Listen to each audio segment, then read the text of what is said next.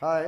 हम लोग class 10th के हिस्ट्री को कंटिन्यू कर रहे हैं। क्लास 10th के हिस्ट्री में chapter number 4 the age of industrialisation, उस चैप्टर का आज हम लोग लास्ट पार्ट बना रहे हैं जो 6th पार्ट है। इससे पहले 5 पार्ट में इस वीडियो को हम डिस्कस कर चुके हैं। इस चैप्टर के बारे में अलग अलग वीडियो में जो 5 वीडियो बना चुके हैं। लास्ट पार्ट में हम लोग देखे थे दो अर्ली एंटरप्रेन्योर्स के बारे में कि शुरुआती जो इंडस्ट्रियलिस्ट थे इंडिया में, जो इंडिया में इन्वेस्टमेंट कर रहे थे और इंडियन इंडस्ट्रीज फैक्ट्रीज में जो इन्वेस्टमेंट किए, जो इंडियंस थे, उन लोगों के पास कैपिटल कहाँ से आया और फिर उन लोगों की फॉर्च्यून या किस्मत जो है वो कैसे बदली। तो देखते हैं कि लास्ट वीडियो में देखे थे कि फर्स्ट वर्ल्ड वॉर के टाइम में इन लोगों को अच्छा खासा मौका मिला और जो है इस मौके की वजह से ये लोग बहुत बड़े पैमाने पर प्रोडक्शन शुरू कर दिए और उसके बाद कभी पीछे मुड़ करके नहीं देखे। पीछे मुड़ करके नहीं देखने का मतलब कि फर्स्ट वर्ल्ड वॉर से पहले या शुरुआती दौर में हम देखे तो उससे भी पहले कि ब्रिटेन की बनी हुई सामान इंडियन मार्केट में फ्लड हुई थी। मतलब ब्रिटेन मेड सामान इंडिया में भरा हुआ करता था, लेकिन फर्स्ट वर्ल्ड वॉर के टाइम में ये सिचुएशन बदल गया और इसका फायदा उठा करके इंडियन इंडस्ट्रियलिस्ट इंडिया में बड़े पैमाने पर लार्ज स्केल पर जो है प्रोडक्शन करना शुरू कर दिए और फिर दोबारा मैनचेस्टर जो है वो इंडियन मार्केट को जो है कैप्चर नहीं कर पाई और कंपटीशन इन लोगों को नहीं दे पाए। और उसके बाद देखिए इन सब इंडस्ट्रीज और फैक्ट्रीज में जो है वर्कर्स कहाँ से आए काम करने के लिए और इन सब वर्कर्स की क्या सब कंडीशन थी, जहाँ पर एक टर्म देखे थे जॉबर भी था। ठीक है, आज हम लोग इसी को आगे बढ़ाते हुए हम लोग देखते हैं कि इंडियन इंडस्ट्रीज का जो कंडीशन क्या था। लार्ज स्केल इंडस्ट्रीज थी, स्मॉल स्केल इंडस्ट्रीज थी, या क्या इंडस्ट्रीज फैक्ट्रीज या इंडस्ट्रियलाइजेशन जो इंडिया में शुरू हुआ तो उसकी वजह से जो स्मॉल वीवर्स थे या क्राफ्ट पर्सन थे उन लोगों का क्या हुआ, तो उन सब चीज या उन लोगों की जिंदगी पर इसका क्या असर पड़ा। और फिर फाइनली जो प्रोडक्शन की जाती थी, या तो ब्रिटेन में प्रोडक्शन होता था मैनचेस्टर में, या इंडियन इंडस्ट्रीज थे वो जो प्रोडक्शन करते थे, तो इस प्रोडक्शन के लिए वो मार्केट को कैसे कैप्चर करते थे, मींस एडवर्टीजमेंट वो कैसे करते थे। क्योंकि सामान बनना एक अलग बात है, लेकिन उस सामान का एडवर्टीजमेंट करना और जो है लोगों में ये जरूरत क्रिएट करना और लोग उसको खरीदे, तो ये दूसरी बात है। तो जब तक किसी भी प्रोडक्ट का एडवर्टीजमेंट नहीं होता है, लोगों में जो है वो नीड नहीं पैदा की जाती है, तब तक वो सामान बड़े पैमाने पर बिकता नहीं है। तो एडवर्टीजमेंट कैसे किया करते थे ये लोग, इन सब चीजों को भी देखेंगे और फाइनली ये वीडियो खत्म हो जाएगा, ये चैप्टर भी खत्म हो जाएगा। देखिए स्मॉल स्केल इंडस्ट्रीज ये क्या है। Small scale industries predominate. हम क्या देखते हैं इंडिया में जो इंडस्ट्रीज थे, इंडिया में इंडस्ट्रीज फैक्ट्रीज सब जो सेटअप की गई थी उसमें ज्यादातर इंडस्ट्रीज जो थे वो स्मॉल स्केल, प्रीडोमिनेट मतलब ज्यादा तादाद में होना, लार्ज क्वांटिटी में होना। तो large small scale industries predominate है, मतलब ज्यादातर छोटी मोटी इंडस्ट्रीज सब थी इंडिया में, बहुत लार्ज स्केल पर प्रोडक्शन नहीं की जाती थी। देखिए small scale industries predominated the rest of the countries. बोला जा रहा है कि कंट्री के ज्यादातर हिस्से में जो छोटे मोटे इन्वेस्टर सब थे बहुत बड़े पैमाने पर जो प्रोडक्शन नहीं की जाती थी। Most of the industries were located in Bengal and Bombay. और इस इंडस्ट्रीज में ज्यादातर इंडस्ट्रीज या तो बंगाल में या फिर बॉम्बे में जो है सेटअप की गई थी। तो ये इंडस्ट्रियल लोकेशन है कि अगर हम देखना चाहें कि जो आज़ादी से जस्ट 20, 25, 30 साल पहले या 50 साल पहले इंडिया में जो इंडस्ट्रीज फैक्ट्रीज कहाँ कहाँ पर होते थे, तो बंगाल में और जो है बॉम्बे में ये दो इंडस्ट्रियल सेंटर हुआ करता था। ठीक है, आगे देखिए a small portion of the total industrial labor worked in the factories। बोला जब जितने भी मजदूर थे उस मजदूर में से जो लेबर्स थे इंडिया में, वर्कर्स थे, उनका बहुत कम ही पोर्शन जो है, बहुत कम ही लेबर्स जो है या बहुत स्मॉल क्वांटिटी का लेबर ही जो इंडस्ट्री फैक्ट्रीज में काम करते थे, जो कि रजिस्टर्ड होते थे और हम उसको ऑर्गेनाइज कह सकते हैं इस तरीके से, जिनको रेगुलर सैलरीज और रेगुलर वर्क्स वगैरह मिला करता रहा होगा। The rest worked in the small workshop and the house hold. मतलब इससे ये पता चल रहा है कि सिर्फ इंडस्ट्रीज फैक्ट्रीज नहीं, लोगों के घरों में भी काम होता था और फार्म वगैरह में भी काम हुआ करता था। जो हम कह सकते हैं कि प्रोटो इंडस्ट्रियलाइजेशन का जो कैरेक्टरिस्टिक था कि बड़े बड़े इंडस्ट्रीज मशीन फैक्ट्रीज सेटअप होने से पहले जैसे लोग काम करते थे तो वो सब भी था। एक साथ इंडस्ट्रियलाइजेशन भी था और कहीं ना कहीं इंडस्ट्रियलाइजेशन से जो पहले प्रोडक्शन हो रही थी वो सब चीज भी इंडिया में साथ साथ चल रहा था। कि हम देखते हैं कि ज्यादातर मजदूर थे उसका बहुत कम ही, मजदूरों का बहुत कम ही पार्ट वो इंडस्ट्रीज फैक्ट्रीज में काम करते थे और ज्यादातर मजदूर लोगों के फार्म में, वर्कशॉप में, छोटे मोटे हाउस होल्ड वर्क में जो है वो इंगेज थे।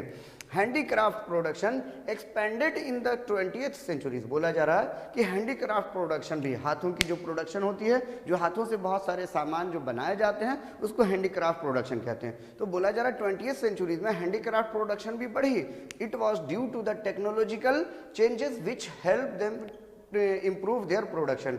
और 20th सेंचुरीज में प्रोडक्शन, हैंडीक्राफ्ट प्रोडक्शन इसलिए बढ़ी क्योंकि जो टेक्नोलॉजिकल चेंजेस हुआ, छोटे बहुत जो इन्वेंशन हुए, जिस वजह से टूल्स इक्विपमेंट्स वगैरह के इस्तेमाल से प्रोडक्शन को बढ़ाया जाने लगा। ठीक है, viewers and craft person who continue to expand their production through the 20th centuries didn't necessarily prosper. बोला जा रहा है कि जो वीवर्स थे और क्राफ्ट पर्सन थे 20th सेंचुरीज में, उनकी तरक्की ज्यादा नहीं हुई और जरूरी नहीं कि उनकी तरक्की हो गई। मतलब हम देख सकते हैं वीवर्स किससे काम करते हैं, हाथों से काम करते हैं या छोटे मोटे टूल्स इक्विपमेंट से काम करते हैं। क्राफ्ट पर्सन का भी वैसा ही काम होता है। तो जैसे जैसे इंडस्ट्रियलाइजेशन हुआ, बड़े बड़े बड़े मशीन वगैरह से प्रोडक्शन होना शुरू हो गया, तो वीवर्स और क्राफ्ट पर्सन का जो है वो बदहाली शुरू हो गया। वीवर्स और क्राफ्ट पर्सन की तरक्की नहीं हुई। आगे देखिए, they worked long hours including all the women and children। ये लोग जो है ज्यादा टाइम तक काम किया करते थे, लॉन्ग आवर्स तक काम किया करते थे और पूरे फैमिली के साथ मिल करके प्रोडक्शन किया करते थे। तो हम क्या देखते हैं कि वीवर्स की, क्राफ्ट पर्सन की, इन लोगों की तरक्की नहीं हुई, इन लोगों के अच्छे दिन नहीं आए और इन लोगों को ज्यादा देर तक काम करना पड़ता था प्रोडक्शन के लिए। लेकिन इनकी जो है वो हम कह सकते हैं जिंदगी में कोई बदलाव नहीं आया। इनको इंडस्ट्रियलाइजेशन का या जो प्रोडक्शन का से बहुत ज़्यादा फायदा नहीं होता था। ठीक है, अब हम लोग ये दूसरा टॉपिक है हमारा जो, और ये लास्ट ही टॉपिक है मार्केट फॉर द गुड्स। ठीक है, कि आखिर जो प्रोडक्शन की जाती थी उस प्रोडक्शन का मार्केटिंग कैसे किया जाता था, एडवर्टीजमेंट कैसे किया जाता था। तो एडवर्टीजमेंट क्या होता है? एडवर्टीजमेंट क्या होता है कि लोगों के अंदर ये जो नीड क्रिएट करना, लोग जब किसी चीज़, एडवर्टीजमेंट जो की जाती है वो इसी प्रिंसिपल पर की जाती है कि लोग अगर किसी चीज़ को बार बार देखेंगे तो उनको उस चीज़ की ज़रूरत महसूस होगी, उस चीज़ की ज़रूरत क्रिएट होगी और लोग परचेज करेंगे। आज के डेट में भी जो एडवर्टीजमेंट होता है, जो हम लोग टीवी, न्यूज़पेपर या और भी अलग अलग जगहों पर देखते हैं, तो बहुत सारी डिमांड हमारी किसी चीज़ों को, एडवर्टीजमेंट को देख करके हमारे जहन में आता है कि हमको इस चीज़ की ज़रूरत है या ये चीज़ हमारे लिए बेनिफिशियल है, ये चीज़ हमारे काम की चीज़ है, हमारे लिए हेल्पफुल है। तो वैसे ही एडवर्टीजमेंट उस ज़माने में भी की जाती थी। तो एडवर्टीजमेंट का क्या क्या तरीका अपनाया जाता था, देखिए। When the new products are produced, बोला जा रहा है कि कोई भी जब नए सामान प्रोड्यूस किए जाते हैं, नए सामान बनाए जाते हैं, advertisement help the people to make product appear desirable and necessary. Advertisement से लोगों तक ये जो है मैसेज पहुंचाई जाती है। एडवर्टीजमेंट की वजह से लोगों को तक ये बात पहुंचती है कि ये सामान हमारे लिए ज़रूरी है, ये मैसेज पहुंचता है कि ये हमारे लिए ज़रूरी है और हमारे लिए डिजायरेबल है, हमारे नीड की चीज़ है। ठीक है, हमारे लिए ज़रूरी है। अब देखिए, लोग एडवर्टीजमेंट नहीं देखे तो लोगों को पता नहीं चलेगा और जब पता नहीं चलेगा तो लोगों को उस चीज़ की इंपॉर्टेंस या ज़रूरियत नहीं महसूस होगी। ठीक है, या कम महसूस होगी।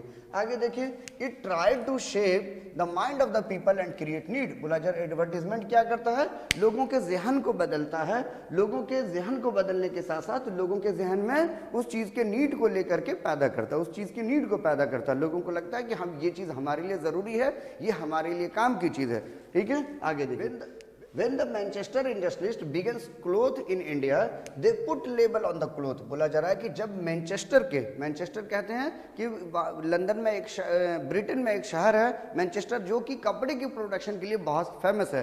तो जब मैनचेस्टर की बनी हुई सामान इंडिया में बेची जाने लगी, इंडिया में कपड़े वगैरह आने शुरू हो गए, तो उस कपड़े पर लेबल लगा हुआ होता था। और लेबल क्या होता था? लगा हुआ मेड इन मैनचेस्टर, बड़े बोल्ड लेटर में। क्यों? क्योंकि एक फेमस हो चुका था कि मैनचेस्टर की बनी हुई कपड़े अच्छे क्वालिटी के होते हैं और लोग विश्वास में खरीद लेता था।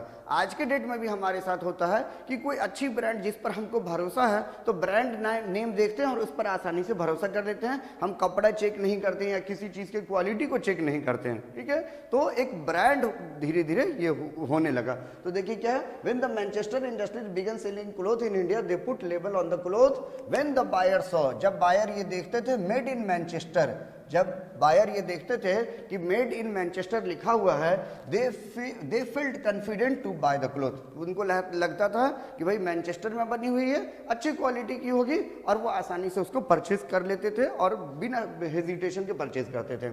The label on the cloth are also carried the image of Indian god and goddess intended to make to good familiar to Indian. बोला जा रहा है कि जो सामानों पर, कपड़ों पर जो लेबल्स लगा होता था या एडवर्टीजमेंट के लिए जो लेबल्स लगा होता था, उस लेबल्स पर इंडियन गॉड एंड गॉडेस के भी जो है फोटो होते थे। जो ब्रिटेन में बना हुआ होता था उस पर भी जो यहाँ के गॉड एंड गॉडेस के जो लॉर्ड कृष्ण या और भी गॉड के फोटो वगैरह लगे होते थे, कि इंडियन लोगों को ऐसा लगे कि ये यहीं प्रोड्यूस की गई है या हमसे मिलता जुलता है, ये यहाँ की कल्चर और संस्कृति से मिलता जुलता है। तो यही है। आगे देखिए क्या है, the labels on the cloth also carried image of the Indian god and goddess. Indian god and goddess का भी इमेज होता था लेबल्स पर, कपड़ों पर, intended to make goods familiar to the Indian, कि इंडियन लोगों को इस बात का एहसास हो कि ये यहीं का है और फैमिलियर्स है। क्यों? क्योंकि ये जो गॉड एंड गॉडेस हुआ करते थे वो इंडियंस हुआ करते थे। तो इंडियन गॉड एंड गॉडेस को देख करके इंडिया में जिन गॉड एंड गॉडेस को पूजा जाता है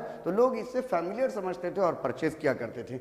आगे देखिए, manufacturer also printed calendar and popularise their product. बोला जा रहा है कि एडवर्टीजमेंट करने के लिए जो मैन्युफैक्चरर थे वो कैलेंडर वगैरह भी जो है वो छपवाते थे और उस कैलेंडर से के थ्रू एडवर्टीजमेंट की जाती थी। आज के डेट में भी होता है कि जो बड़े बड़े बिजनेसमैन होते हैं वो अपना खुद का कैलेंडर अपने नाम से छपवाते हैं और लोगों को गिफ्ट करते हैं कि उससे लोगों का एडवर्टीजमेंट होता है। ठीक है, उससे जो प्रोड्यूसर है या फिर जो दुकानदार है उसका एडवर्टीजमेंट होता है। ठीक है, आगे देखिए, when the Indian manufacturer advertise, बोला जा रहा है कि जब इंडियन मैन्युफैक्चरर मतलब कोई इंडियन प्रोड्यूसर में एडवर्टीजमेंट करता था, the nationalist message was clear and loud. तो वो नेशनलिस्ट मैसेज डालता था, मतलब इंडिया के तरफ से ब्रिटेन के खिलाफ मैसेज डालता था। क्या मैसेज होता था? इस तरीके का मैसेज होता था, if you care the nation, अगर तुमको अपने राष्ट्र की या अपने देश की परवाह है, then buy only the Indian product, तो आप इंडियन प्रोडक्ट्स ही खरीदें। मतलब कहीं ना कहीं स्वदेशी, खुद के देश में बना हुआ सामान ही आप इस्तेमाल करें। तो कोई इंडियन मैन्युफैक्चरर्स होता था, वो जो एडवर्टीजमेंट करता था तो वो इस तरीके का मैसेज डालता था कि लोगों को ज़्यादा से ज़्यादा लोगों को अपील हो और वो सामान को ज़्यादा से ज़्यादा लोग परचेज करें। ठीक है, इन दिस वे, इस तरीके से advertisement became the vehicles of nationalist message, इस नेशनलिस्ट मैसेज ऑफ स्वदेशी। तो इस तरीके से एडवर्टीजमेंट एक जरिया हो गया नेशनलिस्ट मैसेज जो था स्वदेशी का, कि हम अपने इंडिया में बनी हुई जो गुड्स, मतलब स्वदेशी खुद के देश में बना हुआ सामान हम इस्तेमाल करें।